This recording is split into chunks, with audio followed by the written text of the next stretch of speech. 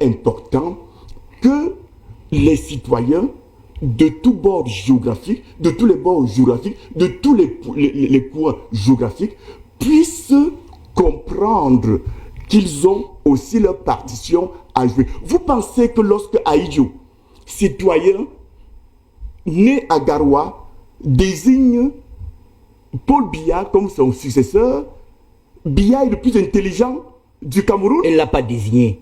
Le président Biya était successeur constitutionnel. Je corrige. C'est moi qui parle, c'est moi la vedette du jour. Mais oui, mais je vous corrige. D'accord, d'ailleurs, oui. C'est la troisième fois que désigner, ça suppose que Biya, le président Biya, était ministre de la Justice et qu'il a... C'est vous qui le dites. Je vous dis donc que Paul Biya, qui n'est pas le plus intelligent du Cameroun au moment où il est désigné président, il arrive au pouvoir par décret présidentiel. Je m'explique. C'est un décret présidentiel, ce n'est pas une élection qui l'amène au poste de Premier ministre. Et on change la constitution pour le placer là parce que Aïdjo prépare déjà son successeur par décret. Souvenons-nous que... C'est une interprétation. Oui, laissez-moi interpréter. Le président Biya est arrivé par décret. C'est pour vous dire que c'est plus complexe que cela. Et c'est d'ailleurs pour cela que, observez bien ce que je fais. En 2016, je me tourne vers qui? Je me tourne vers un anglophone du Nord-Ouest, Christopher Fomugnon. Oui. Vous voyez? Mais qui vous lâche à la dernière minute. Et je cherche un candidat parce que la candidature à l'élection présidentielle s'inscrit pour le Parti Univers dans sa stratégie de développement. Et je tombe fort heureusement sur le brave Cabral Libi et je l'investis. Vous voyez que je reviens à mes principes. Il faut aller chercher ailleurs. Faut-il vous dire que... Non, mais vous avez une raison qui est valable, c'est compris, prof. C'est la même chose que j'ai dit aux franquistes. Vous connaissez les franquistes? On en parlera. Je voulais savoir. Oui, mais laissez-moi vous dire que... On en parle sur la toile. Parce qu'il voulait que j'investisse le fils du président. Ah, on vous a contacté? Bien sûr, vous voulez que je vous tous les secrets. Qui vous a contacté? Non, je vous dis... Qui vous a contacté? Restons dans le débat. Mais c'est vous qui avez évoqué les franquistes. Je vous demande qui vous a contacté pour investir Fambia. Que je m'arrête là. Pour dire que c'est la réponse que j'ai donnée aux franquistes. Je leur ai dit, je ne vois pas un Betty remplacer un Betty, même si c'est le plus intelligent, le plus sage. Il faut aller chercher peut-être un moyen ailleurs pour des besoins de cohésion nationale, pour des besoins d'équilibre national, pour des besoins de recherche de participation de tous les composants sociopolitiques à la gouvernance du Cameroun. C'est compris. Mais prof, pourquoi vous n'avez pas choisi celui qui était deuxième, professeur Maurice Kamto, président du MRC, deuxième à l'élection présidentielle, votre collègue des universités? Pourquoi pas refaire confiance à Cabral Libi? Vous avez choisi Akere Mouna, ancien candidat à l'élection présidentielle qui a retiré sa candidature à la dernière minute. Pourquoi Akere Mouna? Si Cabral Libi n'était pas parti... Pourquoi Akere Mouna? Si Cabral Libi n'était pas parti, comme vous le savez, en 2019, après l'élection présidentielle, il serait toujours le candidat du parti Pourquoi Univers. Akere Mouna? Parce qu'il s'appelle Akere Mouna, parce que nous nous sommes rencontrés, parce que nous avons discuté pendant longtemps, parce que j'ai réfléchi à sa candidature pendant longtemps, parce que je suis parti de Ngaoundéré et je suis allé le voir chez lui et je lui ai dit, monsieur Akere Mouna, après réflexion, le parti Univers a jeté son dévolu sur vous et vous serez candidat à l'élection présidentielle. Mais il m'a aussi dit qu'il prend quelques heures pour réfléchir et nous nous sommes mis d'accord qu'il devait être candidat, qu'il doit être candidat du parti Univers. Pour comprendre pourquoi Mouna, avant de comprendre, il faut comprendre d'abord pourquoi je suis allé à Washington et à Philadelphie rencontrer en 2016 Christopher Fomugnon. Nous avons besoin de cette communauté socio-politique qui nous a rejoints, qui a refusé de s'aligner par affinité linguistique au Nigeria. Vous savez que d'autres sont partis. Ils ont accepté venir faire corps avec nous pour recomposer le Cameroun, le grand Mais Cameroun. Akere Mouna n'est pas le seul. Il y a Joshua aussi qui est candidat. Mais il a été Joshua avant. aussi à son parti politique. Il est candidat, d'ailleurs, je crois qu'il y a une convention qui va l'investir d'ici peu. Vous voulez que j'aille débaucher quand on vous entend parler, j'ai décidé, je suis allé voir, j'étais aux États-Unis, je lui ai dit, le parti Univers, c'est Kumvondo Pomba, il n'y a pas de convention, personne ne décide, c'est vous seul qui décidez pour le parti Univers. C'est à ce piège-là que vous voulez me prendre? C'est pas un piège, c'est une question. Vous avez invité le parti Univers sur ce plateau? Si vous invitez le parti Univers sur ce plateau, j'ai bien peur que votre studio soit petit pour recevoir tous les conseillers. Et lorsque on a 2 conseillers, cela ne veut pas dire qu'on a 2 militants. Encore, vous serez surpris quand je vous dirai qu'on peut être conseiller sans être militant du parti Univers. Pour un parti qui réussit à avoir des élus, est-ce que les membres du parti Univers unanimement ont accepté d'investir le maître Aker Mouna, ou c'est une décision de monsieur Kumvondo, capitaine du parti Univers, mon parti, ma chose, je vais vers qui je veux, je l'investis? Alors, lorsque vous allez rencontrer Maître Aker Mouna, il vous dira comment ça s'est passé entre lui et moi. Puisque dites-nous, vous êtes là, comme sur votre plateau, j'en viens. Oui. Comme sur votre plateau, oui. Je porte la voix il n'y a pas de du parti Univers. Il n'y a pas un nous quand même qui est globalisant. Nous portons, je suis nous. Nous, c'est le parti. Oui, mais c'est une entité morale, pro. Ce n'est pas vous, la personne physique. Je porte la parole. On se comprend là? Oui. Je porte la parole du groupe Univers. C'est si difficile de dire nous. Mais je suis sur votre plateau, Obama. Monsieur Obama. Mais je n'ai pas dit le contraire. Mais je suis sur votre plateau. Mais oui. Alors si vous posez question et tous les membres du parti Univers qui sont nombreux se mettent à vous répondre, c'est pour ça qu'on choisit un porte-parole qui a une seule langue. Et il dit je sur votre plateau. Les gens disent, oh, le parti Univers, il peut tenir son congrès dans une cabine téléphonique. Mais c'est un peu un manque de culture. Souvenons-nous que un parti politique est une association. Vous savez combien de personnes il faut pour avoir une association dans un parti politique? 2 personnes suffisent pour faire un parti politique. Au dernier congrès date de quand? Ce n'est pas les militants d'un parti qui permettent à ce parti d'accéder au pouvoir. Ce sont les électeurs. Même pas le peuple. Je dis les électeurs qui sont issus du peuple. Ne confondons pas les choses. Ça, c'est une question intéressante. À quand d'être votre dernier congrès ou dernière convention, je ne sais pas quel concept visuel chez vous. Vous savez ce que c'est qu'un congrès?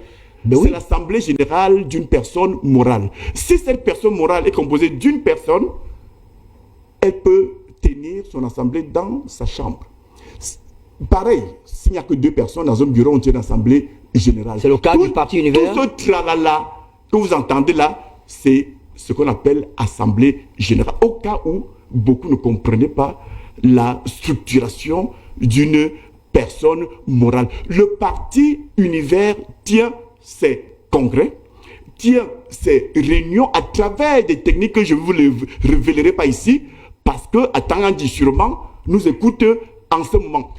C'est pour vous dire que vous cachez pour faire le congrès? Absolument oui. Pourquoi? Je suis obligé de me cacher. Le dernier congrès du parti Univers, comme vous voulez bien l'appeler comme ça, qui est un rassemblement, même pas l'Assemblée générale, qui devait procéder à la publication, au rendu officiel de la candidature de Cabral Libye, a été interdit par le sous-préfet. Vous vous rendez compte?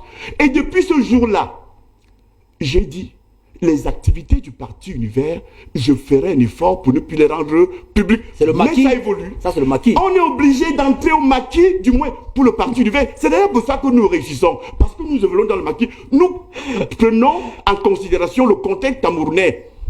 Voyez-vous, si Cabral Libye avait été avec moi, je lui aurais dit, il ne faut pas faire du tapage pour le congrès de Kribi. Il aurait fait son assemblée générale, il n'y aurait pas de problème aujourd'hui. Vous savez ce qui lui est arrivé? Ah, vous le savez parce que tout le Cameroun le sait. Son congrès a été interdit. Mais semble-t-il, aujourd'hui, il me semble que Kona, sans faire beaucoup de bruit, a tenu un congrès qui a été valider. On parlera de ce congrès. C'est pour vous dire que... c'est compris. Vous avez dit que je suis professeur, je suis brillant. J'ai envie de dire, quelqu'un qui est devenu professeur titulaire, qu'on le veuille ou non, c'est un peu un génie. Je fais valoir mon génie dans le cadre de la gestion du parti Univers. Et c'est pour ça que le parti Univers, aujourd'hui, est le parti Nyango. Il paraît qu'on appelle le parti Nyango. Ça veut dire quoi le parti Nyango? Vous portez les gens, c'est ça? Oui, et c'est ça. Et je le dis avec fierté. Le parti Nyango qui a porté Cabral Libi, et l'amené là se trouve, il va encore porter Mouna pour l'amener à étudier. Sauf que Mouna... C'est ça qu'on appelle le parti Nyango, et je le dis avec fierté. Vous savez ceux qui ont étiqueté mon parti comme étant Nyango? Non. Ils pensaient me faire injure. Le conseil est venu de Onangili sur un plateau de télévision. Mais c'est ça le parti Nyango. Ah, c'est Onangili qui a qualifié le parti de Nyango. Le bon parti doit être Nyango. Ce n'est pas le parti où on est assis sur au volant seul depuis 43 ans, personne ne peut pas entrer, on va seul. Non. Vous savez, mais sauf que vous avez est-ce que vous me dites quel est le président du parti au Cameroun? Le président du parti est absolument le candidat naturel à l'élection présidentielle. Mais parlez de votre parti, on parlera du RDPC. Je parle de mon... J'ai une question, prof. Est-ce que vous permettez de poser une question? Je parle de mon parti pour vous dire que le président, le leader du parti, le capitaine exécutif n'est pas candidat forcément naturel à l'élection présidentielle. S'il le veut, il se soumet à la volonté, au desiderata des autres membres de l'association. Je voulais poser une question, prof. Vous avez quand même un passager qui a abandonné à la dernière minute lors de la dernière élection présidentielle. Si Akere Mouna, à 2 mois des élections, vous dit « Prof, je vous remercie pour votre sollicitation, mais je me retire ». Entre le professeur Kamto et Cabral Libi, qui accompagnerez-vous? Qui porterez-vous dans votre Nyango? C'est une hypothèse. Je me pose à moi-même la question. Oui. Quand vous dites, si à un moment donné, le Mouna, ce qu'il ne fera jamais, parce que on ne sait jamais. Il m'a expliqué les raisons pour lesquelles il a fait... D'ailleurs, il ne s'est pas retiré. Il a fait coalition avec Kamto. Faire coalition, c'est un retrait, hein? On se retire, on se met derrière quelqu'un. Oui, mais écoutez, c'est qu'il a dit ce qui est passé. Oui. À moins que mes connaissances... Vous choisirez qui entre le professeur Kamto et Cabral Libi? Si le professeur... Si M. Akere Mouna se retire. Il ne va pas se retirer. S'il s'arrive, c'est une hypothèse. Je vous dis que ça n'arrivera pas. D'ailleurs, vous dites que si c'est la dernière minute, je ne pourrais plus présenter notre candidat. Mais je vais vous dire pourquoi vous n'avez pas choisi. Pourquoi vous n'avez pas choisi le professeur Kamto? Et vous allez me poser pourquoi je n'ai pas choisi Obama. Quel Obama? Mais j'aurais pu, vous. Ah, mais moi je suis candidat à rien. Mais je peux vous éviter d'être candidat. Je peux vous amener à être candidat. À l'Africafoot peut-être. Je suis fabricant de grands hommes. Vous savez, lorsque je vais voir Cabral, lorsqu'il me fait bien, c'est lui qui m'appelle pour me poser un problème qui n'est pas celui de l'élection présidentielle, c'est moi qui lui dis, eh bien, donc tu pensais, parce qu'il a abandonné le projet. Oui. Et c'est moi qui lui dis, il ne faut pas abandonner. Tu seras candidat avec le parti Univers. On en est là aujourd'hui. Est-ce que vous croyez réellement aux chances de l'opposition? Madame Damjoya a annoncé sa candidature. Vous avez investi Maître Akere Mouna. L'honorable Cabral Libi est candidat. Célestin Bedjigui, qu'on va recevoir dans les prochains jours ici, dans cette émission, est candidat. Il y a Monsieur Gouet qui a annoncé sa candidature. Il y a le professeur Kamto qui est candidat, même s'il n'a pas encore été investi. Est-ce que la coalition, c'est un rêve? Ils sont candidats, vous dites? Oui. Candidat à la candidature. Ah oui, d'accord. Oui. Encore que même jusque-là, on est candidat à la candidature lorsqu'on dépose son dossier de candidature à Elecam. Il n'y a pas de coalition envisageable? On est candidat lorsque on est reconnu comme tel par une décision du Conseil constitutionnel. Je comprends votre question. Il me semble-t-il, c'est le vœu des Camerounais. Mais je vous fais une autre confidence ce soir. J'ai eu un entretien il y a 2 jours avec le professeur Maurice Kamto. Nous avons causé non seulement entre collègues, mais aussi entre leaders de partis politiques. Et nous nous sommes dit, il y aura des proclamations de candidature, ce qui ne va absolument rien dire. Il y aura des dépôts de candidatures. Chacun ira déposer sa candidature, ceux qui veulent en tout cas s'exercer à cela. Le Conseil constitutionnel va se prononcer. À ce moment-là, on saura alors qui est candidat. Les candidats en question, reconnus par le Conseil constitutionnel, vont se retrouver en conclave. Faut-il déjà vous dire qu'ils ne seront pas plus de 18 sur le plan juridique. Et lorsque nous regardons bien la réalité, le paysage socio-politique, les uns et les autres, les alliances déjà formées, je suis convaincu que en termes de dépôt de dossier à Elekam, il n'y en aura pas plus de 10. Peut-être alors qu'on va se retrouver avec 8 candidats. Ces 8 candidats-là vont se mettre en conclave. Vous savez bien ce qu'un combat. Bon, ce n'est pas vous qui posez la question. On va se mettre quelque part pendant 2 ou 3 jours et nous allons prendre des décisions. Et nous sortirons de là, soit avec un candidat contre Biya, soit avec 2, soit avec 3, soit avec 4, soit avec 5. Pour le moment, ce que nous demandons, c'est que le peuple fasse son travail. Ne nous accrochons pas à cette histoire. Mettez-vous ensemble. Surtout que dans l'opinion, on pense qu'il y a 400 partis politiques. Non, il n'y en a que 18 pour l'élection présidentielle. Et pour les candidatures, je ne suis pas sûr qu'il y en aura plus de 10. Et ces 10-là, on pourra se retrouver finalement avec 3, 4, 5 candidats parce que les coalitions pourront se faire dans le cadre de ce conclave. Je vous révèle là des causeries que j'ai eues il y a 2 jours avec des leaders de partis politiques. Nous nous sommes retrouvés au siège de l'UDC à l'occasion des vœux que Madame la Présidente de l'UDC a pour tradition d'adresser à la presse. Ça a été une opportunité. Je dis donc merci à cette brave dame, présidente de l'UDC, qui nous a réunis à son siège. Après sa présentation de vœux à la presse, nous nous sommes retrouvés dans ce qu'on pourrait aussi appeler un conclave. Et de ce conclave est sortie cette pensée, cette réflexion sur l'idée de la coalition. Mais le peuple doit se coaliser. C'est le peuple qui fait l'opposition. C'est le peuple qui vote. Quand je dis peuple, je corrige. Ce sont les électeurs issus du peuple. Peuple du Cameroun, cessez d'être un simple peuple. Transformez-vous en électeur. C'est pas un meeting politique. Non, mais écoutez, c'est pas un meeting politique, je suis en train de vous dire. Mais vous parlez déjà au peuple là, alors que parlez-moi. Il appartient au peuple. Bon, je corrige le style. Il appartient au peuple. Vous n'êtes pas dans un meeting politique. Il appartient au peuple de se transformer en électeur. Parce que le jour des élections, on n'a pas affaire au peuple, on a affaire à ces éléments du peuple qui sont des électeurs. On va sortir de allez faire la coalition en termes d'électeurs et attendez le moment venu, on vous dira. Vous êtes d'accord avec ce que, du moins, il y a une rumeur qui circule. Vous avez dit tout à l'heure que les franquistes vous ont contacté.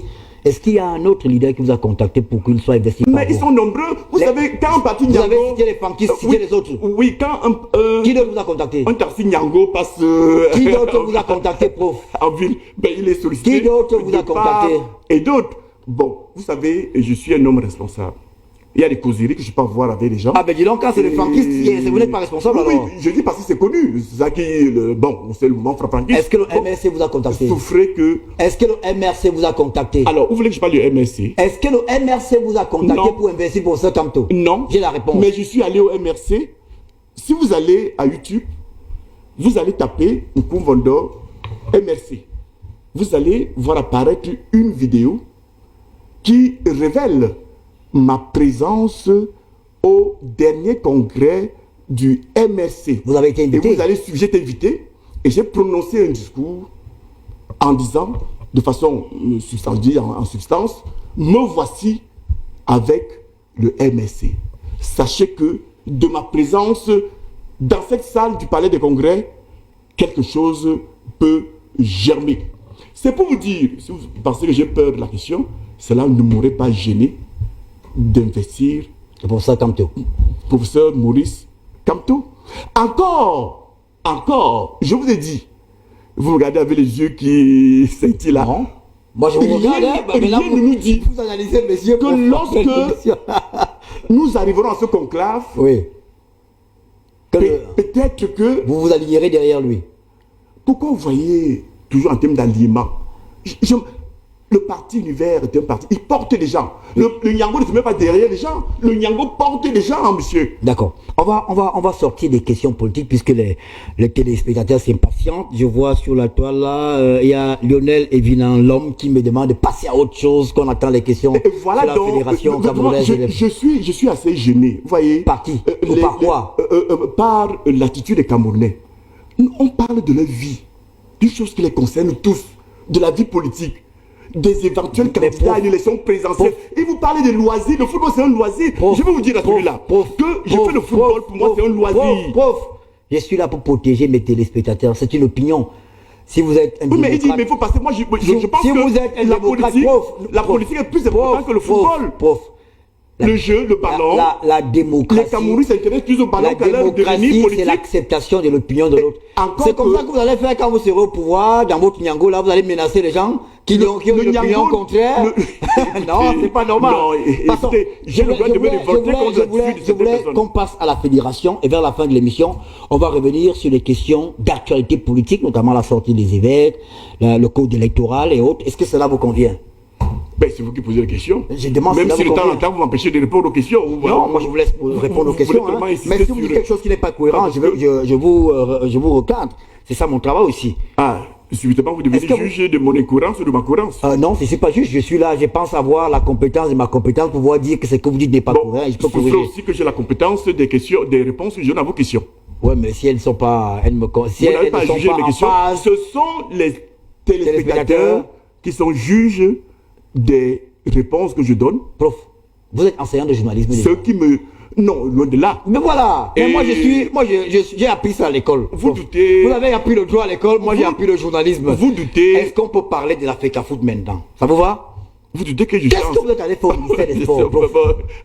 Alors, nous sommes allés au ministère des Sports, porteurs en collectif d'une correspondance adressée à monsieur le ministre en charge du sport en sa qualité d'autorité de tutelle. Correspondance signée de qui?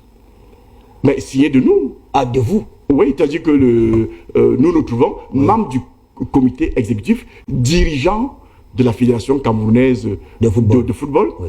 Et comme on ne peut pas tout signer, sinon ça va salir un tout petit peu la correspondance, ça va surcharger, je voulais dire. Bien, on demande à une personne, un des nôtres, de porter et signe au nom du comité exécutif. Et qui a signé? C'est madame la première vice-présidente qui a signé. Pourquoi pas le président? Parce que nous avons voulu faire sans le président. Vous avez voulu faire sans le président? Parce que nous avons le sentiment que tout... vous avez vu le président en minorité alors? Tout à l'Africa Foot tourne autour du président. Faut-il vous rappeler que... Oui. Parce que vous le savez. Je ne sais rien, moi je pose des questions. Mais je le dis aux téléspectateurs.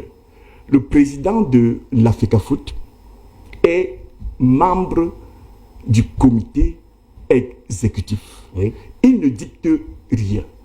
Lorsqu'il veut faire passer une décision, ou lorsque un membre du comité exécutif comme moi veut faire passer une décision, celle-ci est soumise au verdict du commerce. Avant cela, à l'étude des membres du comité exécutif. Et nous passons au vote.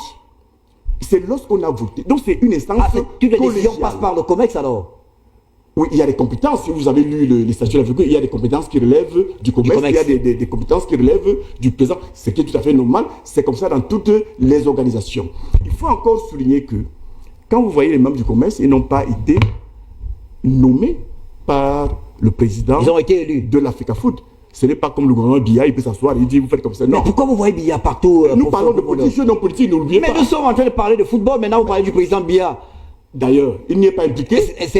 Il n'est pas impliqué dans cette affaire. Là, on dit souvent que la bouche dit l'abondance du cœur. Ça veut dire que même à la fédération, dans votre tête, c'est le président Biya qui est toujours là, même quand vous êtes à l'Africa Foot. Mais c'est le président du Cameroun. Le président Biya n'est pas dans votre cœur. Il n'est pas dans vos têtes, mais c'est très grave, monsieur Bama. Il est le président de tous les Camerounais. Mais vous allez pas vous prendre à ce jeu. Comment s'est déroulée l'audience? Quand je dors, le président est là. Comment s'est déroulée l'audience? Vous avez été bien accueilli par le... Alors, j'étais en train de souligner que ceux qui sont au comité exécutif sont des élus. Ils se sont battus pour arriver là. Mais le président de l'Africafoot est parfois obligé de subir même une opposition à l'intérieur. Parce qu'il y a des gens qui n'étaient pas forcément avec lui. C'est lié arrivé. Lors des élections. C'est lié arrivé depuis que vous êtes là. Vous voulez que je vais révéler devant vous les débats qui sont eu au sein du comité exécutif, des débats parfois hautement houleux. C'est secret. Pour prendre une décision et nous passons au vote. C'est secret. Si vous êtes en mesure de dévoiler une discussion avec le professeur Maurice Kamto, pourquoi vous ne dites pas parfois... Vous étiez à l'Africafoot. Non. Moi, je suis journaliste ici. S'il vous plaît, prof. Pendant toute l'émission là, je m'appelle Ernest Obama, journaliste à B-News 1. Les histoires de Africafoot, je ne suis pas dedans. Je vous pose des questions. Comment allez-vous faire pour arrêter ma langue si je dois dire ce que je pense? Parce que vous ne pouvez pas m'arrêter. Ne me faites pas du bail-bec sur le plateau, prof. On ne va pas faire. On ne va pas refaire ça. Alors, qu'est-ce qui s'est passé pendant... Je dis, parce que vous m'avez invité, je dis ce que je pense. Oui. Et pour cela, je n'ai pas de compte à rendre, ni à vous l'intervieweur, ni à... Est-ce que l'audience s'est bien déroulée? Très bien. D'accord. Et vous êtes ressorti de là? Nous sommes ressortis. Le ministre en charge des sports nous a écoutés religieusement. Oui. Il n'était d'ailleurs pas seul, il était avec ses collaborateurs. Ses collaborateurs. Est-ce que le président de l'Africafoot était au courant que vous êtes parti au ministère des Sports? Mais qu'est-ce qui est secret lorsque vous êtes au courant, non? Vous n'avez pas... Mais nous n'avons pas besoin... Pourquoi vous ne répondez pas simplement à mes questions? Il était au courant, oui ou non, avant votre départ pour l'Africafoot, pour le ministère des Sports? Mais je ne sais pas. Comment vous ne le savez pas? Comment? Vous me dites tout à l'heure que... C'est moi Samuel Eto'o? Dis-moi, c'est moi Samuel Eto'o? Vous demandez s'il était au courant, allez lui demander s'il était au courant. Est-ce que cette action a été menée en... Est-ce qu'il était au courant que vous irez au ministère des Sports? Mais je vais vous dire. Oui. Je ne l'ai pas dit à mon épouse. Je ne l'ai pas dit que j'allais au ministère des Sports. Mais au sortir de là, elle me dit, j'apprends que tu es au ministère des Sports. Mais le président... Mais c'est pour vous dire que je ne réponds pas de Samuel Eto'o ici. Vous me demandez s'il est au courant. Je suis dans sa tête. Mais prof... Peut-être qu'il a ses informations. Mais ce que vous voulez savoir, Oui, est-ce qu'il est solidaire de votre action? C'est que vous voulez savoir. C'est ça la question. Est-ce qu'il est solidaire de votre action? Ce que vous voulez savoir, c'est est-ce qu'on a demandé l'avis du président de l'Africafoot? Je dis non. En tant qu'autorité dirigeante de l'Africafoot, nous prenons nos responsabilités. Peut-être est-il au courant, peut-être n'est-il pas au courant, mais ça, c'est posez-lui la question. Mais moi, j'étais au courant que j'allais. Et je vous ai signalé tout à l'heure que des personnes qui sont... Prof, vous voulez me faire croire aujourd'hui en Mondovision, devant tous les Camerounais qui vous regardent ce matin, ce soir, que vous êtes allé au ministère des Sports et le président de l'Africafoot n'était pas au courant? Je dis, je n'en sais rien. Vous n'en savez rien. C'est ma réponse, non? D'accord. Pourquoi vous voulez que je donne une autre réponse? Posez-lui la question. Vous avez son numéro de téléphone, non? Posez-lui, monsieur Eto'o, est-ce que vous étiez au courant de ce que... Je n'ai pas vu depuis. Vous savez pourquoi je pose la question? Je pose la question parce que aujourd'hui, ce matin, au cours de l'émission Le Club, un membre du panel a laissé croire que votre action n'est pas celle de l'Africafoot. Alors, si le président de l'Africafoot n'était pas au courant que vous étiez au ministère des Sports, ça rend cette probabilité-là plausible. Parce que celui qui représente l'Africafoot, c'est le président de l'Africafoot. Je réponds à votre question. Allez-y. C'est la visite au ministre en charge des sports qui nous a reçus. C'est une visite des membres du comité exécutif. D'ailleurs, j'ai entendu dans cette émission, qui n'étaient pas là tous, mais c'est des membres du comité exécutif. Ce n'est pas le président qui allait voir, ce n'est pas l'Assemblée générale, ce n'est donc pas l'Africafoot. L'Africafoot a sa façon à elle d'agir. L'Africafoot, à travers son comité exécutif, va se réunir le 14 mars. Et ce jour-là, vous aurez la décision du comité exécutif, comme vous l'aimez bien, qui va s'opposer et s'imposer à la Fédération camerounaise de football. Parce que c'est une prérogative du comité exécutif que de recruter un entraîneur sélectionné des Lions indomptables du Cameroun et de le mettre à l'écart. Ce n'est pas une compétence du président de la Fédération camerounaise de football. C'est la compétence du comité exécutif qui statue par vote. Et le président n'est que celui qui représente cette volonté dans la vie civile, administrative et que sais-je encore. Même si il a été mis en minorité, il sera bien obligé de porter parce que c'est la norme juridique applicable au mouvement sportif et singulièrement à la Fédération camerounaise de football qui l'impose. Vous avez 18 griefs contre l'entraîneur, je ne me trompe pas, c'est bien ça? C'est même pire que ça. Il n'y a plus que ça. Parce qu'on n'a pas tout dit. Alors, on n'a pas tout dit. Mais prof, la question qui revient et qui se pose, why now? Pourquoi maintenant?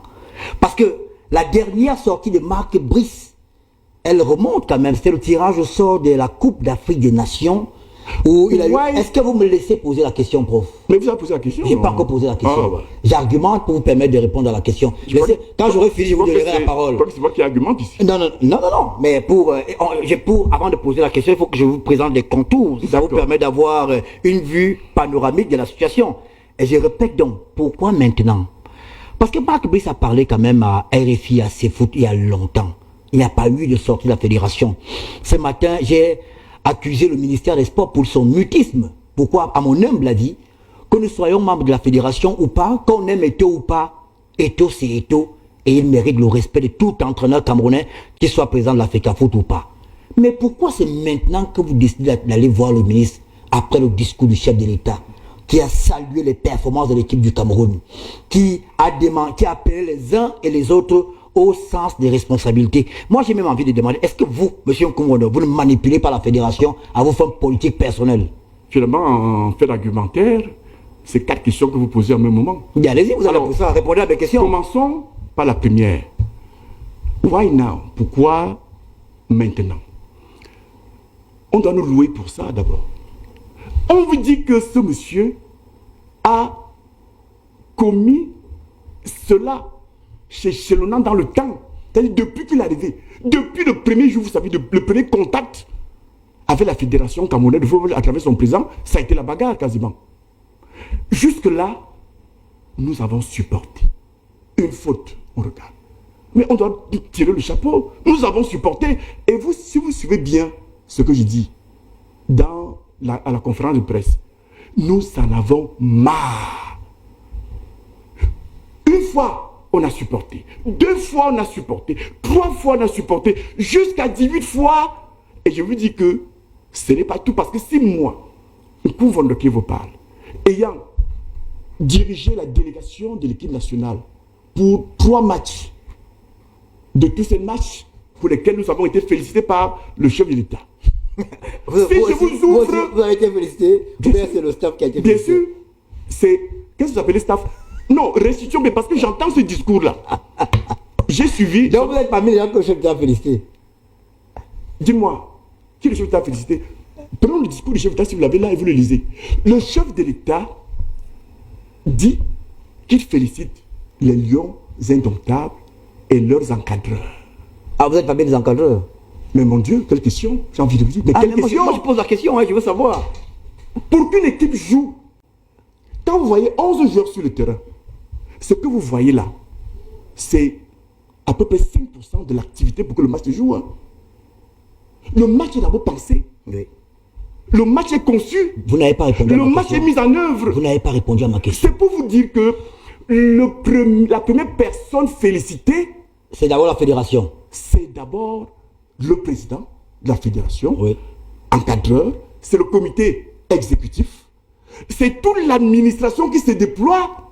Vous savez que pour que les 11 joueurs se retrouvent sur le terrain, il faut prendre un avion. D'accord, ça c'est... Vous le savez? Après le chef de l'État, moi-même, je vous félicite. Il faut organiser le match. Je vous félicite aussi. Mais répondez à ma question. Pourquoi c'est maintenant? Souffrez que je dise merci à mon adversaire politique qui m'a félicité pour le bon travail que j'ai fait pour lui et pour lequel il veut tirer des dividendes. Pourquoi maintenant? Pourquoi c'est maintenant que vous allez voir le ministre? Parce qu'il faut bien qu'il y ait un moment pour tout. J'ai envie de vous dire... Mais ce moment a attendu que le chef de l'État félicite l'équipe et qu'il demande aux autres le sens des responsabilités. Je vais donc vous restituer la chronologie de cette réalité. Oui. Ce processus de convocation d'une réunion, d'une session du comité exécutif est pensé bien avant le discours du chef de l'État. Du chef de l'État. Mais dis donc. Le discours du chef de l'État allez lire le texte là, vous allez me dire combien de temps il faut pour qu'une session du comité exécutif, convoquée par 50% plus une voix, puisse se réunir. Je peux vous dire qu'il faut environ 2 mois. Nous sommes en quel mois? Nous sommes au mois de février, n'est-ce pas? Nous sommes en février. Et le président de la République tient son discours le 9 février. 10. Non, oui, excusez-moi, le 10 février. Vous aurez le problème quand vous serez président de la République. Non, je n'ai pas de problème. Parce qu'il faut, les retenir. Écoutez, j'aimerais voir aussi interviewer celui qui est là en ce moment. S'il peut s'exprimer autant que moi, sans papier,